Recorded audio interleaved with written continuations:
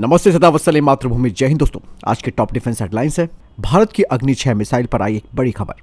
भारतीय वायुसेना का MRF टेंडर लगातार ठंडे बस्ते में जा रहा है। भारतीय नौसेना अपने लैंडिंग प्लेटफॉर्म डॉक पर UAV और UCAV को ऑपरेट करेगी। DRDO ने अग्नि 5 मार्क 2 के बारे में जानकारी दी। बढ़ते पहले डिफेंस अपडेट की तरफ। दोस्तों, भारतीय नौसेना अपने लैंडिंग प्लेटफॉर्म डॉक में कुछ परिवर्तन करना चाह रही है ताकि इन प्लेटफॉर्म्स का इस्तेमाल अनमैन एरियल व्हीकल और अनमैन कॉम्बैट एरियल व्हीकल के लिए किया जा सके। और हाल ही में आपने देखा होगा कि यूके की नेवी ने मीडियम एल्टीट्यूड और high altitude long endurance UAV का परीक्षण किया था। इसी की तर्ज पर भारतीय नौसेना भी चाहती है कि उनके ये जो लैंडिंग प्लेटफॉर्म डॉक है उन पर भी इसी तरीके के UAV ऑपरेट हो सके। यही वजह है कि भारतीय नौसेना कुछ मॉडिफिकेशन करना चाहती है इन लैंडिंग प्लेटफॉर्म डॉक्स पर, जो कि भारतीय नौसेना की न केवल सर्वाइबिलिटी को बढ़ाएगा बल्कि ऑपरेटिंग कॉस्ट भी इससे कम होगी और नौसेना हाई रिस्क वाले जो वातावरण है उसमें भी अपने ऑपरेशंस को कर सकती है। बढ़ते नेक्स्ट अपडेट की तरफ। दोस्तों, अग्नि 5 जो कि 50 टन की मिसाइल है, लेकिन DRDO ने अब 70 टन की कैनिस्टाइड मिसाइल सिस्टम को पेश किया है, जो कि अग्नि 6 इंटरकॉन्टिनेंटल बैलिस्टिक मिसाइल हो सकती है और इसकी रेंज लगभग 12,000 किलोमीटर तक होगी। हाल ही में कुछ तस्वीरें सामने आई है जिसमें कि एक बड़ा 70 टन का सिस्टम दिख रहा है, जो कि एक स्पेशल फिक्सचर, स्टोरेज और ट्रांसपोर्ट में है। और इस कैनिस्टर में एक फेक मिसाइल भी है जो कि मिमिक्री कर सकती है रियल सिस्टम की।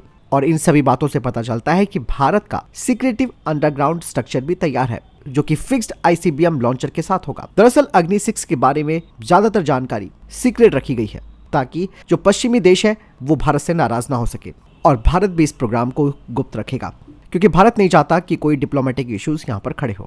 चलिए बढ़ते नेक्स्ट अपडेट की तरफ। दोस्तों, DRDO ने अपने जो मंथली बुलेटिन पब्लिकेशन है उसके एक पोस्टर पर अग्नि 5 MK2 मिसाइल दिखाई है, जिससे पता चलता है कि भारत अपनी मिसाइल टेक्नोलॉजी में महत्वपूर्ण रूप से प्रगति कर रहा है। अग्नि 5 मार्क 2 मौजूदा अग्नि 5 मिसाइल का एक अपग्रेडेड संस्करण है। ये भारत की रणनीतिक क्षमताओं में एक महत्वपूर्ण छलांग का प्रतिनिधित्व भी करता है और कहा जा रहा है कि अग्नि मार्क 2 में कुछ एनहांसमेंट किए गए हैं, जैसे कि इसका वजन कम होगा, यानी कि ये अपनी पहली वाली मिसाइल की तुलना में 20% कम वजन वाली होगी।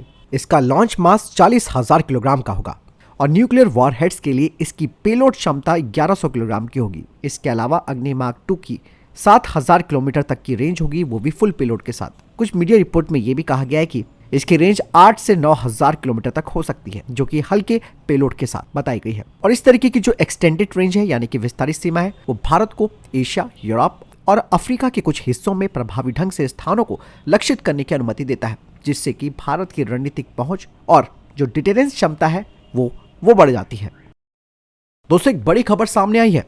दरअसल भारतीय तट के पास चीन के जहाज देखे गए हैं, जिससे कि एक बड़ी टेंशन बढ़ गई है। अरब सागर में लगभग 100 से 150 जो छोटे चीनी जहाज हैं उनका पता चला है, जो कि मुंबई और गुजरात की भारतीय तट रेखाओं के बिल्कुल करीब है। और इससे दोस्तों साफ तौर पर पता चलता है कि चाइना किस तरीके से अपने प्रभुत्व को बढ़ाता जा रहा है। भारतीय नौसेना के अधिकारी ने बताया कि हर स्थिति पर नजर रखी गई है और साथ ही कई फ्रंटलाइन युद्धपोत भी तैनात कर दिए गए हैं। यही नहीं, भारतीय नौसेना के अधिकारी ने कहा कि चीनी जहाज वर्तमान में भारत के एक्सक्लूसिव इकोनॉमिक जोन के किनारे लगभग 200 समुद्री मील दूर स्थित है। दरअसल दोस्तों, भारत के द्वारा अपने एक्सक्लूसिव इकोनॉमिक जोन का जो दायरा है उसे 500 समुद्री मील तक विस्तारित करने के लिए संयुक्त राष्ट्र में एक याचिका प्रस्तुत करने के तुरंत बाद आई है। और चाइना यहाँ पर अपने ग्रे जोन की नीति को अपना रहा है, जिसे कि भारत पश्चिमी तट पर अपने आर्थिक और राष्ट्रीय सुरक्षा हितों के लिए एक महत्वपूर्ण खतरा मानता है।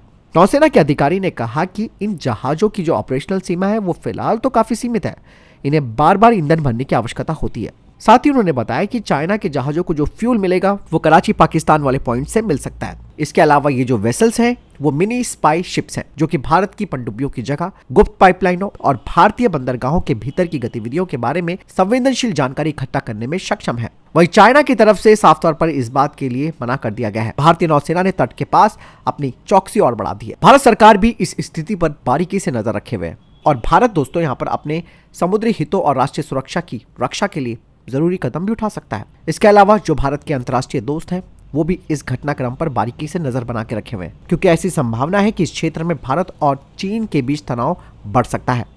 दोस्तों, DRDO AMCA fighter jet program के लिए कैबिनेट कमेटी ऑन सिक्योरिटी से मंजूरी चाहता है, लेकिन भारतीय वायुसेना 114 फाइटर जेट जो कि MRFA के तहत हैं उन्हें खरीदने की योजना तैयार कर रही है, लेकिन उन्हें लगातार देरी का सामना करना पड़ रहा है। और आप सब जानते हैं कि AMCA प्रोग्राम का जो नेतृत्व है वो एरोनॉटिकल डेवलपमेंट अथॉरिटी कर रही है, जो कि 5वीं पीढ़ी के स्टेल्थ फाइटर जेट के डिजाइन को अंतिम रूप देने पर लगी हुई है। और डीआरडीओ अब इस प्रोग्राम के अगले चरण को आगे बढ़ाने के लिए कैबिनेट कमेटी ऑन सिक्योरिटी से मंजूरी मांग रहा है।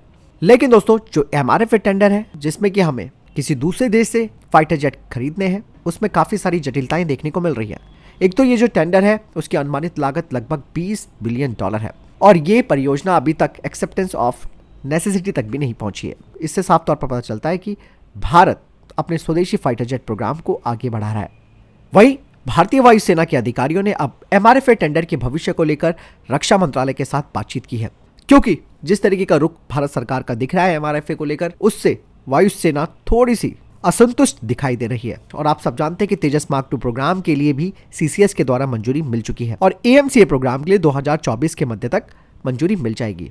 जैसे कि मैंने कहा कि कि भारत घरेलू लड़ाकू विमानों की क्षमताओं पर ध्यान दे रहा है, इसीलिए अब एमआरएफ का जो टेंडर है उसकी पकड़ ढीली होती दिख रही है। भारतीय वायुसेना राफेल फाइटर जेट्स की संख्या बढ़ाने पर बात कर रही है, जिन्हें कि स्थानीय स्तर पर ही भारत में बनाया जाएगा, जिसमें कि 26 राफेल मरीन जो नौसेना के लिए वो भी बनाए जा सकते हैं। खुद दोस्तों डसॉल्ट रक्षा मंत्रालय को प्रस्ताव दे चुका है कि वो डसॉल्ट रिलायंस एरोस्पेस लिमिटेड का पूर्ण स्वामित्व ले ले और भारतीय वायुसेना और जो एक्सपोर्ट बाजार है दोनों के लिए भारत में एक फाइटर जेट जो मैन्युफैक्चरिंग फैसिलिटी है उसे स्थापित किया जा सके।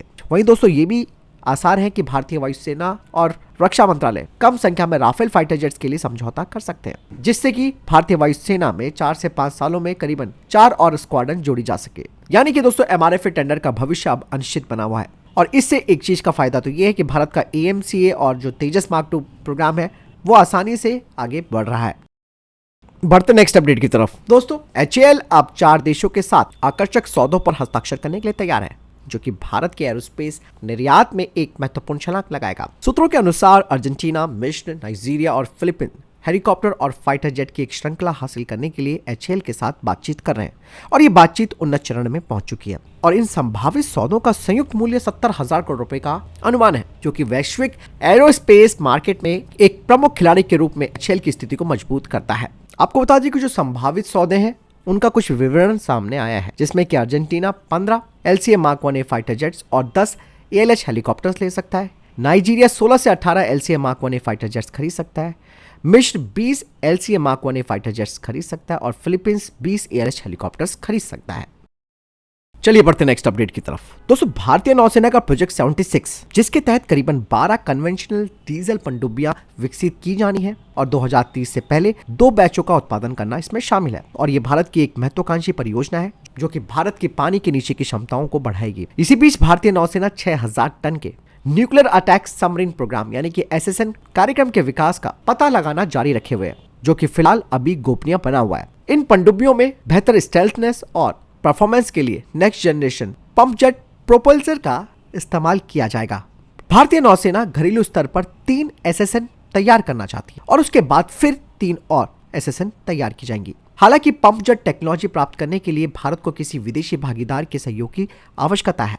वहीं फ्रांस ने अपनी पंप जेट तकनीक का नियंत्रण और उपयोग साझा करने की पेशकश भारत को कर रखी है, लेकिन ये पेशकश कम से कम 6 से अधिक पनडुब्बियों के निर्माण के लिए। इसी ने नौसेना के SSN और प्रोजेक्ट 76 दोनों प्रोग्रामों के लिए पंप जेट टेक्नोलॉजी को अपनाने पर प्रेरित किया है। आपको बता दें कि पंप जेट प्रोपल्सर की विशिष्ट डिजाइन को हर पनडुब्बी के हल के अनुरूप बनाने की आवश्यकता होती है, जिसकी जो अंडरलाइन टेक्नोलॉजी है वो सेम रहती है। वहीं SSN और जो पारंपरिक डीजल पनडुब्बी प्रोग्राम है, दोनों में पंप जेट तकनीक लागू करने से भारत को पर्याप्त आर्थिक लाभ और तकनीकी तालमेल मिलेगा। इसके अतिरिक्त दोस्तों भारत 13,000 टन की बैलिस्टिक मिसाइल पनडुब्बी यानी कि SSBN प्रोग्राम में शामिल करने पर विचार कर रहा है। इससे भारत की पानी के भीतर जो प्रतिरोध क्षमताएं हैं वो मजबूत होंगी। दोस्तों पंप जेट प्रोपल्सर के कई फायदे मिलेंगे। एक तो रेडिएट जो नॉइस है यानी कि जो शोर है वो कम होगा, जो कि पनडुब्बी की स्टेल्थ क्षमता को महत्वपूर्ण रूप से बढ़ाता है, जिससे कि पनडुब्बी का दुश्मन के सोनार के द्वारा पता लगाना मुश्किल हो जाता है। इसके अलावा इसका केविएशन अवॉइडेंस है, यानी कि पंप जेट प्रिवेंट बुलबुले के गठन को रोकता है जो शोर उत्पन्न कर सकते हैं और पनडुब्बी की दक्षता को कम कर सकते हैं। इसके अलावा एक इम्प्रूव्ड हाइड्रोडायनेमिक एफिशिएंसी, मतलब अधिक ईंधन दक्षता होगी इनकी और एक बढ़ी हुई ऑपरेशनल सीमा होगी।